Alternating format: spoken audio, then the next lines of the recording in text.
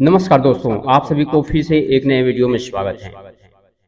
दोस्तों, कर्म क्या है, कर्म के नियम क्या हैं, इसके बारे में इस वीडियो में प्रस्तुत करते हैं। आप सभी वीडियो के अंत तक बिल्कुल बना रहें और आप इस वीडियो में नए हैं तो सब्सक्राइब जरूर कर देना, लाइक कर देना और साथ में अपने दोस्त यारों में इस वीडियो को शेयर जरूर कर देना। आइए दोस्तों, चलते हैं भगवान बुद्ध की एक छोटी सी कहानी आप सभी के समक्ष प्रस्तुत कर रहे हैं। बौद्ध धर्म में कर्म का अर्थ है किसी व्यक्ति को अपने पूर्व के अवस्था में किए गए कर्मों से विरासत में मिलता है, न कि यह उसे अपने पूर्वजों से विरासत में मिला है। किसी प्राणी के स्वयं के अर्जित कर्म ही उसके पुनर्जन्म का कारण होते हैं और फलस्वरूप उसके निरंतर अस्तित्व के कारण सत्यों के पूरे विद्यमान ब्रह्मांड की उत्पत्ति कर्म में होती है। वास्तव में कर्म की मूल विशेषता बिल्कुल मनोवैज्ञानिक है, क्योंकि मन की मानसिक स्थिति और मनुष्य की इच्छा शक्ति सबसे महत्वपूर्ण भूमिका होती है। किसी प्राणी के कर्म उसके पूर्वजन्म का कारण होते हैं। मूल रूप से कर्म दो प्रकार का होता है, चित्त कर्म या चेतना कर्म और चेतसिक कर्म मन से संबंधित, लेकिन मानसिक कर्म जो मन से संबंधित है वही समस्त प्रकार के कर्मों का आधार है। दोस्तों, कर्म क्या है? बुद्ध की एक अवश्य सुनी जाने वाली एक छोटी सी कहानी आप सभी के समक्ष प्रस्तुत कर रहे हैं। बुद्ध अपने शिष्यों के साथ बैठे थे। उनमें से एक ने उनसे पूछा कि भगवान, कर्म क्या है? बुद्ध ने मुस्कुराते हुए जवाब दिया, मैं तुम्हें एक छोटी सी कहानी सुनाता हूं कर्म के बारे में। आप ध्यान पूर्वक सुनना। एक राजा अपने हाथी पर सवार होकर अपने राज्य का भ्रमण कर रहा था। अचानक वह बाजार में एक दुकान के सामने रुका और अपने मंत्री से बोला, मुझे नहीं पता क्यों, लेकिन मैं इस दुकान के मालिक को फांसी देना चाहता हूं। मंत्री जी चौंक गए, लेकिन इससे पहले कि वह राजा से इसका कारण पूछ पाता, राजा आगे बढ़ चुका था। अगले दिन मंत्री स्थानीय लोगों में से एक बनकर उस दुकानदार के पास पहुंचा। उसने यूं ही उससे पूछा कि आपका व्यवसाय कैसे चल रहा है? दुकानदार, जो चंदन का व्यापारी था, उसने दुखी होकर बताया कि उसके पास मुश्किल से ही कोई ग्राहक आता था। लोग उसकी दुकान पर तो आते थे, चंदन की खुशबू लेते थे और वहां से फिर चले जाते थे। वे चंदन की गुणवत्ता की प्रशंसा भी करते थे, लेकिन शायद ही कभी कुछ खरीदते थे। उसकी एकमात्र आशा था कि राजा शीघ्र ही मर जाएगा, तब उनका अंतिम संस्कार करने के लिए चंदन की लकड़ी की भारी मांग होगी। चूंकि वह चंदन का एकमात्र व्यापारी था, उसे यकीन था कि राजा की मृत्यु का मतलब उसे बहुत ज्यादा फायदा होने वाला था, क्योंकि वह चंदन का एकमात्र व्यापारी था।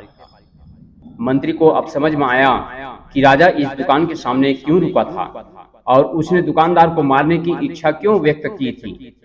शायद दुकान के नकारात्मक विचार स्पंदन ने राजा को सूक्ष्म रूप से प्रभावित किया था। उसके बदले में उसने भी उसी प्रकार के नकारात्मक विचार को अपने भीतर उत्पन्न होते हुए महसूस किया था।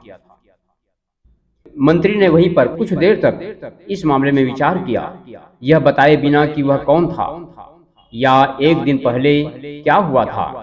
उसने कुछ चंदन की लकड़ी खरीदने की इच्छा व्यक्त की। दुकानदार खुश हुआ। उसने चंदन लपेटकर मंत्री को सौंप दिया।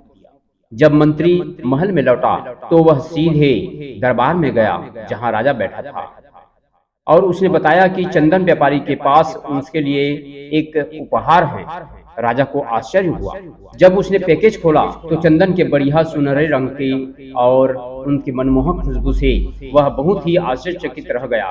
प्रसन्न होकर उसने चंदन के व्यापारी के लिए कुछ सोने के सिक्के भिजवाए। राजा को भी मन में दुख हुआ कि उनके मन में दुकानदार को मारने की अशुभनीय विचार आया था। जब दुकानदार को राजा से सोने के सिक्के मिले तो वह आश्चर्यचकित रह गया। वह उस राजा के गुणों का प्रचार करने लगा, जिसने सोने के सिक्के के माध्यम से उसे गरीबी की मुश्किल घड़ियों से बचाया था। कुछ समय बाद उसे राजा के प्रति अपने मन में आए बुरे विचारों की याद आई और अपने व्यक्तिगत लक्ष्य के लिए ऐसे नकारात्मक विचार मन में लाने के लिए उसे पश्चाताप हुआ। यदि हमारे मन में भी किसी दूसरे व्यक्ति के लिए इच्छा और दयालु विचार हैं, तो वह सकारात्मक विचार अनुकूल तरीके से हमारे पास वापस आएगा। लेकिन अगर हम बुरे विचारों को पालते हैं तो वे विचार प्रतिशोध के रूप में हमारे पास वापस आएंगे। तो दोस्तों, सभी को भगवान बुद्ध ने पूछता है कि कर्म क्या है। कई लोग बोले कि हमारे शब्द ही कर्म है, और कईयों ने बोला हमारे कर्म ही हमारा कर्म है, हमारी भावनाएं, हमारी कार्य, ये सब कर्म है। बुद्ध ने सिर हिलाकर कहा, नहीं, आपके विचार ही आपके कर्म हैं। आप जैसे विचार करोगे उसी के अनुसार आप कर्म करोगे। अच्छा विचार लाओगे तो अच्छा कर्म करोगे, और बुरा विचार लाओगे तो बुरा कर्म करने के लिए मन प्रेरित करता है। तो दोस्तों, कर्म का महान नियम इस प्रकार भी है, जो कहता है जैसा बोओगे वैसा काटोगे। उदाहरण के लिए, यदि आप एक सच्चे मित्र हैं तो बदले में आपके पास बहुत सारे सच्चे मित्र होंगे। महान नियम की मूल बात यह है कि आप जो निवेश करते हैं वही आपको मिलता है। यही कारण है कि पश्चिम में कई लोग कर्म को जैसा होता है वैसा ही होता है विचार के रूप में देखते हैं। तो इस प्रकार दोस्तों, आप सभी के समक्ष कुछ छोटी सी भगवान बुद्ध के द्वारा कहे गए कहानी आप सभी के समक्ष प्रस्तुत किए हैं। उम्मीद है आप सभी को यह कहानी अच्छे लगे होंगे। तो कमेंट करके जरूर बताना, और साथ ही इस वीडियो में नए हैं तो सब्सक्राइब जरूर कर देना। इसी के साथ दोस्तों, मैं अपनी वाणी को यहीं पर विराम देते हुए आप सभी को जय हिंद, जय भारत, वंदे मातरम।